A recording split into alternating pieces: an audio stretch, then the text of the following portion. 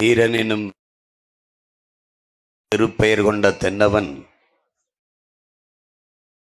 மண்ணின் மானம் காக்க மரப்போர் புரிந்த மன்னவன் தமிழ் பேரினத்தினுடைய பெருமைமிக்க வீரப்பெரும் பாட்டன் தீரன் சின்னமலை அவர்களுக்கும் அவரோடு களத்திலே இணைபிரியாது நின்ற தளபதிகள் நம்முடைய பாட்டன்கள் கருப்பன் சேர்வைக்கும் குணாளன் நாடாருக்கும் என்னுடைய வீர வணக்கத்தை செலுத்துகிறேன். ஒவ்வொரு முறையும் நம் பாட்டனின் சிலை இருக்கிற இடத்திற்கு சென்று வணக்கத்தை செலுத்துவது வழக்கம்.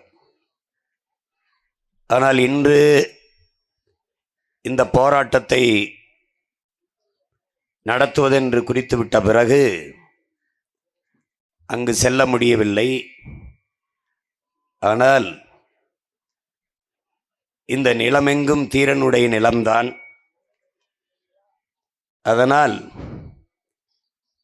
இந்த இடத்திலிருந்தே எங்களுடைய பாட்டனாருக்கு நாங்கள் வணக்கத்தை செலுத்துவதில் பெருமையடைகிறோம்.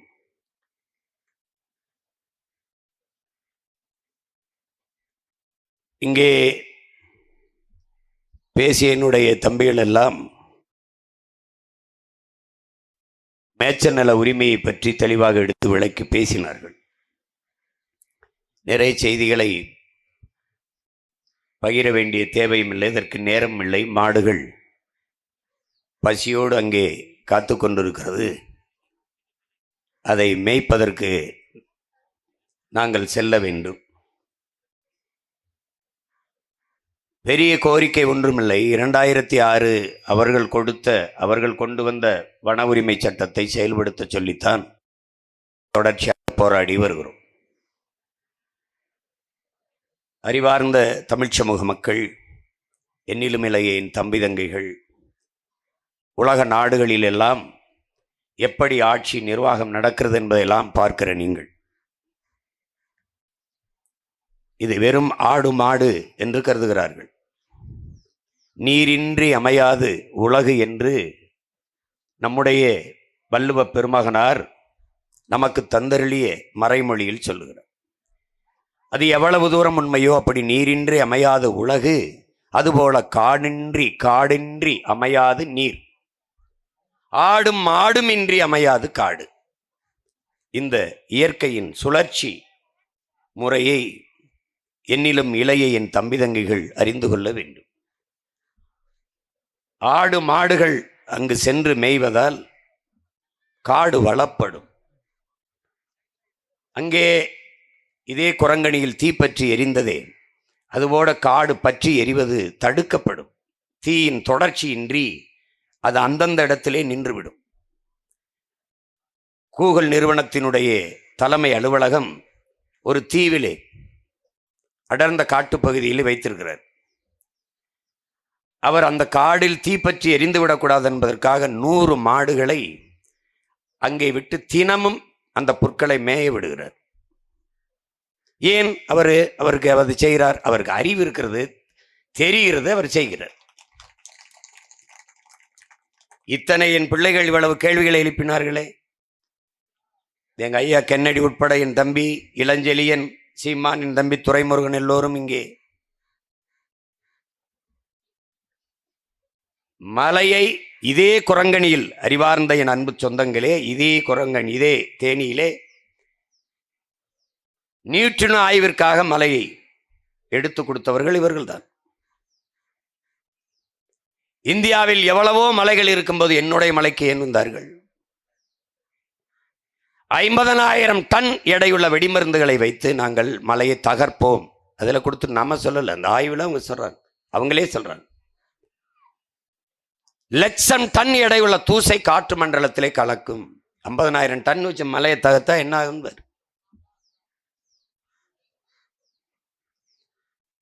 கல்குவாரிகள் என்கிற பெயரிலே வெடியை வைத்து பாறைகளை தகர்த்து என் தாயின் மாறை அறுத்து காசாக்கி கொண்டிருக்கிறார். ஆனால் என் ஆடும் மாடும் இந்த ஓரத்தில் போய் அந்த புள்ளை செடியை பூண்டை சாப்பிடுவதில் மலை நாசமாகிவிடும் என்கிறார்கள்.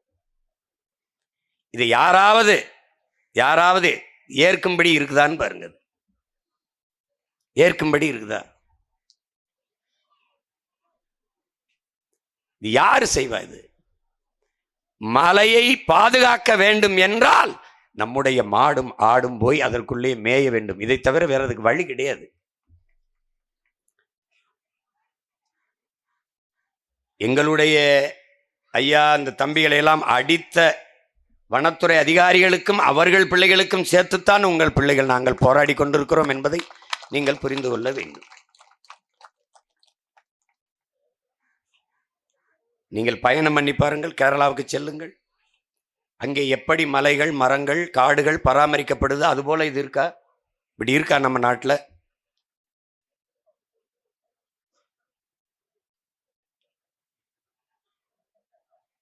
இன்னைக்கு 1,80,000 மாடுகளுக்கு மேல இருந்தது மலை மாடுகள். இன்னைக்கு என்னவா இருக்கு? 5,000 10,000 மாடுக்கு குறுகிடுச்சு. எங்க அண்ணன் இங்க வந்திருக்காரான்னு தெரியல, என்னுடைய சொந்த அண்ணன் பாலா பாறையில 500 மாடுகள் வச்சிருந்தார். நேற்று சொல்றாரு, தம்பி எல்லாத்தையும் வித்துட்டேன்டா, 100 மாடு தான்டா இருக்கு. ஏன்னா மேய்க்கிறதுக்கு இடம் இல்லடா, அந்த அதிகாரிகள் ஒரே நெருக்கடி, கண்காணிப்பு, சிசிடிவி கேமரா வச்சு ஒரே தொல்லையா இருக்குடா, அதனால வித்துட்டேன்டான். இப்படி ஒரு அறம் சார்ந்து வாழ்கிற மக்களை நாங்கள் பார்த்தீர்களா? இந்த மாடுகளின் பாலை பீச்சு கூட நாங்கள் விற்கிறது இல்லை. அதில் எங்கள் அண்ணன்லாம் பால் ஒரு சொட்டு கூட கறக்க மாட்டார், கண்ணுக்குட்டி தான் குடிக்கும். யாராவது ஜல்லிக்கட்டுக்கு கண்ணுக்கு காலை வேணும்னா கண்ணுக்குட்டி வாங்கிட்டு போவாங்க, கொடுப்பார். யாராவது குழந்தை பிறந்த தாய்க்கு பால் வரல, பால் இல்லை பத்தலைன்னா அந்த மாட்டை கண்ணுக்குட்டியோட கொடுத்துருவார். அந்த பிள்ளை வளர்ந்த பிறகு அந்த கண்ணுக்குட்டியும் மாட்டை கொண்டாந்து அவங்க கொடுத்துட்டு போயிடுவாங்க. இப்படி அறம் சார்ந்து வாழ்கிற ஒரு இனக்கூட்டத்தை எங்கேயாவது பார்த்துருக்கேன்? இங்க உட்கார்ந்துருக்க எங்களுடைய கீதாரிகள், எங்களுடைய ஆயர்குடிகள், எங்க அண்ணன், நீ கோனார் தான், நாங்கள் ஆயர்கள் தான் ஆடு மாடு மேய்க்கிறோம் வச்சுக்கடா பைத்துக்கிறப்பில். அப்போ ஆப்பிரிக்கா அமெரிக்காலாம் ஆடு மாடு மேய்க்கிறவன் எங்கள் கோனாரடா. டேய் தந்தா காட்டு நாய்க்கு இருக்கிறாரு எங்கள் அண்ணன் கண்ணன். ஒரு தடவை எங்கள் அண்ணன் உனக்கு தெரியாது, எனக்கு சாப்பாடு எடுத்துகிட்டு வந்தார். நான் தினம் எங்கள் அண்ணன் சாப்பாடு எடுத்து எங்கள் அண்ணி சாப்பாடு கொடுத்து வந்துருக்காருன்னு சொல்லிட்டு டக்குன்னு காசு எடுத்து ஒரு 10,000 இந்த வச்சுக்க அண்ணிட்ட கொடுன்ட்டேன். பதறி துடிச்சு, என்ன காரியம் பண்ணிட்ட, வைப்பாங்கிட்டு வை, என்ன காசை கொடுத்துட்டு இருக்க நீ, என்ற காசால இந்த வருப்பா அப்படின்னு வேட்டி எடுத்துட்டு டவுசர் கோடு போட்டா டவுசர் இதுல இருந்து கட்டுக்கட்டா எடுத்து போடுறாப்புல, இதுல இருந்து கட்டுக்கட்டா எடுத்து போடுறாப்புல, எல்லாம் என் பிள்ளைய போட்ட சாணி காசு பண்ணிட்டாப்புல. இப்படி சாணி காசுப்பா. நான் கேட்டேன் எங்க அண்ணன்ட்ட, என்னதானே வருமானம், நீ பாலும் பிச்சம் மாட்டுற, இதுவும் பண்ண மாட்டுற, சாணி இருக்குல்லப்பா சாணி. இவன் என்ன எங்களுக்கு என்ன தரான், அவன் போடுற கழிவு காசுடா, எனக்கு காசுடா காசு. உனக்கு என்னடா தெரியும், உனக்கு உரம்னா என்னன்னு தெரியுமாடா? ஆடு மாட்டு கழிவு இல்லாமல் அவனுடைய மூத்திரம் இல்லாமல் எப்படா மண்ணு வளமான மண்ணா மாறும்? மடப்பலை தரையில் விழுந்து மக்கி மண்ணோடு மண்ணாக போற இலைதலை கழிவு ஆடு மாட்டு கழிவு தான்டா மண்ணின் உரம் வளம். பைத்தியக்காரா, கண்ணுக்கு தெரியாத பல கோடிக்கணக்கான நுண்ணுயிர்கள் உருவாகி மண்ணை வளப்படுத்தும்டா, வளப்படுத்தும். அவனுக்கு தெரியுது, கேரளாவிற்கு மலையாளிக்கு 10 லட்சம் 15 லட்சம் 20 லட்சம் கொடுத்து என் சாணியை எடுத்துட்டு போறான், என் புழுக்கை அள்ளிக்கிட்டு போறேன் லாரியில, அவன் கொண்டு போய் அதை வச்சு விவசாயம் பண்றான். இவன் பாட்டம்பாஸ் 60 20 பொட்டாசியம் ஜல்பட்டு யூரியா கண்ட கருமத்தை வேர்ல ஒட்டி எனக்கு விஷத்தை விளை வச்சு கொடுக்குறேன். இப்படி ஒரு நாடு எங்க பார்த்திருக்கியா நீ? அவனுக்கு இருக்கிற அறிவுல ஒரு அறவாசி இவனுக்கு இருக்கப்படாதா? 15 வருஷமா கத்துறம்படா முச்சந்தில நின்று ஒன்னும் கிடையாது. மறுபடியும் இந்த கர்மாதியம் பிடிச்சவனுக்கா ஓட்ட போட்டு எங்களை ரோட்ல போட்டு போயிருது. அதுதான் கோவத்தில் இந்த ஆடு மாட்டுக்காவது ஓட்டு உரிமை கொடுத்து விடுறா எங்களுக்கு, அதாவது போட்டு விடுங்க அதுக்கு. அது ஏன்னா அதுக்கு தெரியும்ல கொடுமை. உலகமெங்கும் இவர்கள் அந்நிய முதலீட்டை ஈட்டு வர எத்தனை நாடுகளுக்கு செல்கிறார்கள். அந்த நாடுகள் எல்லாம் அந்த நாடு எப்படி மேய்ச்சல் நிலங்களை உருவாக்கி கால்நடைகளை பராமரித்து செல்வத்தை பெருக்குகிறது, பொருளாதாரத்தில் தன்னிறைவடைந்து மேம்படுது என்று தெரிய வேணாமா? பிரேசில் என்ன, அமெரிக்கா என்ன, ஆஸ்திரேலியா என்ன, டென்மார்க் என்ன, இந்த நாடுகள் எல்லாம் எதில் வளத்தை பெருக்குகிறது? எதிலே? மாட்டுக்கறி ஏற்றுமதி, பால் ஏற்றுமதி, பால் இருந்து மதிப்பு கூட்டப்பட்ட பொருள்கள், பால் கோவா, சீஸ், இந்த மாதிரி பொருள்கள்ல தான் அவன் அதிகமா சம்பாதிக்கிறான். என் தம்பி துறை கூட சொன்னான், மாட்டு கருதிங்கிறது முற்போக்கு, ஆடு மாடு மேய்க்கிறது பிற்போக்குன்னு. அது சரிதான். ஆடு மாடுகள் முன்னாடி போகும், நாங்கள் பின்னாடி இருந்து பற்றிக்கிட்டு போவோம், அதனால அது பிற்போக்கு. அது மேய முன்னாடி போகும், நாங்கள் பின்னாடி இருப்போம், அதனால அது பிற்போக்கு. இவன் திங்கிறவன் முன்னாடி கறியை வச்சு தின்னுக்கிட்டு இருப்பான், அதனால அது முற்போக்கு. இதெல்லாம் இவங்களுக்கெல்லாம் அறிவாளிகள்னு பேர். அந்த நாட்டில் அறிவாளிகள்னு பேர். கேவலம் கேவலம். எங்க பொருளாதாரம் இருக்குன்னு தெரியாம சாராயத்து வித்து 50,000 கோடிக்கு எங்களை ஆத்தால பண்ணி சாகடிச்சுகள் சுடுகாடாக்கி போயிட்டான். ஐயா ராமசாமி அவர்கள் தாலி அறுத்துரு, அதை கலட்டிடுறது அடிமை சின்னம், அது விலங்கு, பெண்ணுக்கு அடிமை சின்னம் என்ன, அதனால அதை கடைபிடிக்கிறாங்க. அவரை பின்பற்ற எல்லாரும் பல லட்சக்கணக்கான பெண்களின் தாலி அறுத்துட்டான் குடிக்க வச்சு. சிங்களத்தை இலங்கையில சிங்களம் எங்களை குண்டு ஓட்டு கொன்னான், அது இனப்படுகொலை. இவன் குடிக்க வச்சு கொள்றான், இதுவும் இனப்படுகொலை. அவன் 1.5 லட்சம் பேரை ஒரே ஆண்டுல கொண்டான், இவன் 5 லட்சம் பேரை அந்த 5 ஆண்டுல கொள்றான். ரெண்டும் ஒண்ணுதான். அங்க கொண்டவன் சிங்களவன், இங்க கொள்றவன் எங்களவன். பெரிய வித்தியாசம் இல்ல.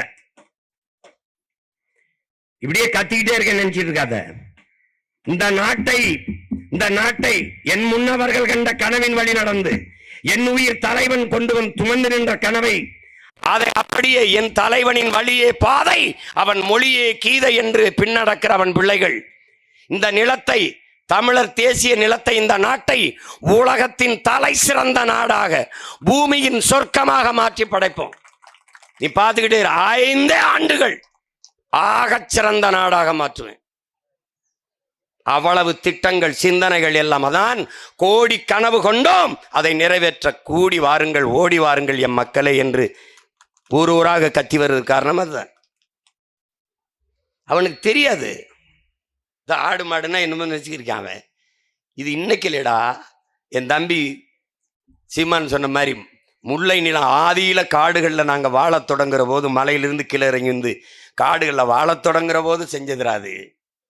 ஆடு மாடு மேய்த்தல் தொழில் அல்லடா, எங்கள் வாழ்க்கை முறையடா, எங்கள் கலாச்சாரம்டா, பண்பாடடா. உலகத்துல நான் யாருன்னு வர்றான், எத்தனையோ இனங்கள் இருக்குடா. ஆட்டுக்கும் மாட்டுக்கும் விழா வச்சு மாட்டு பொங்கல் என்று கொண்டாடிய பரம்பரைடா நாங்க. குடும்ப அட்டையில ரேஷன் கார்டுல மாட்டு பேர செத்த மரபன் நாங்க தான்டா அந்த மரபினன். பைத்தியக்காரப்பட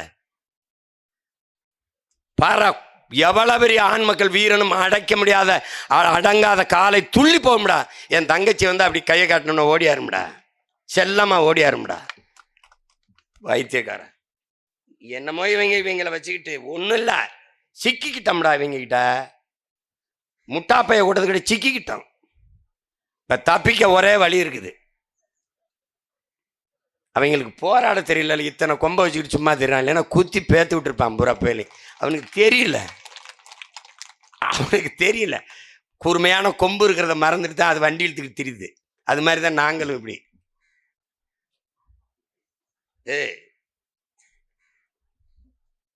மேய்ச்சல் நிலம் என்பது எங்கள் உரிமை. நீங்க சும்மா போட்டு அடிச்சுக்கிட்டு எல்லா மாநிலத்திலையும் இந்த சட்டத்தை செயல்படுத்தல மேய விடுறான். நீங்க எல்லா சட்டத்தையும் அப்படியே கடைபிடிச்சு செயல்படுத்துற மாதிரி நீங்க இதை வந்து இந்த மேய்ச்சல் உரிமையை தடுக்கிறீங்க. எங்க பிள்ளைகளை அடிக்கிறீங்க. அன்னைக்கெல்லாம் ஐயாவை தள்ளி விடுற, அவங்க 2 பேரை போட்டு அடிச்சிருக்கீங்க. நீங்க இது எந்த வழியில நியாயம், எந்த வழியில் இது சரி? இது எத்தனை நாளைக்கு தடுத்து வச்சிருவீங்க எங்களை? இப்ப இருக்கிற ஆட்சியும் அதிகாரமும் அப்படியே நிரந்தரம்னு நீங்க நினைச்சிட்டு இருக்கீங்களா? வலியோர் சிலர் எளியோர் தம்மை வதையே புரிகுவதா, மகராசர்கள் உலக ஆளுதல் நிலையாம் எனும் நினைவா. ரொம்ப நாள் இந்த அதிகாரம் இருக்கும் நினைச்சா ஆடாத. ஒரு நாள் வீதியில் நிக்கிற எங்க கிட்ட அதிகாரம் வரும். நீ அதிகாரத்திற்கு நீ ஒரு நாள் வீதிக்கு வருவ. அப்புறம் நீ என்ன பண்ணுவ? நீயே திறந்து விட்டு போய் மேய்ச்சிட்டு வாங்கன்னு சொல்லுவ. அந்த காலம் ரொம்ப நாள் இல்லை, இன்னும் 6 மாசத்துல உருவாக்கு. 6 மாசத்துல